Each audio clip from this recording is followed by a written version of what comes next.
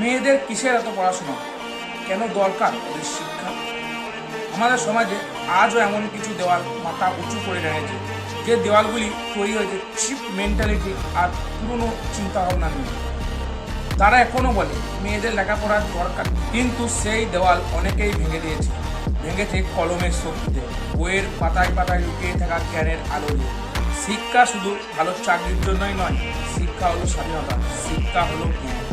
দেখ, একজন নারী যখন শিক্ষিত হয় না, তখন সে শুধু একা নয়, তার পরিবারকে এবং পুরো সমাজকে এগিয়ে নিয়ে যায়। সে নিজের পায়ে দাঁড়াতে শেখে, নিজের সিদ্ধান্ত নিজেই নিতে শেখে, অন্যের ওপর নির্ভরশীল হয় না। শিক্ষা হলো সেই চাবিকাঠি যা দিয়ে নারী তার ভাগ্যের দরজা খুলতে পারে। তাই আয় সবাই মিলে নারীদের পড়াশোনাকে উৎসাহিত করি, আর তাদের স্বাধীনতা মানে আমাদের সবার জন্য এক নতুন উজ্জ্বল ভবিষ্যৎ। তাই আজ থেকে তাদেরকে মোটিভেট কর এবং পড়াশোনার দিকে এগিয়ে নিয়ে যাওয়ার চেষ্টা কর। আর যারা বলে নারীদের শিক্ষিত করে কী হবে, তাদেরকে জবাব দিয়ে তাদের মুখটা পুরো ভেঙে দেয়।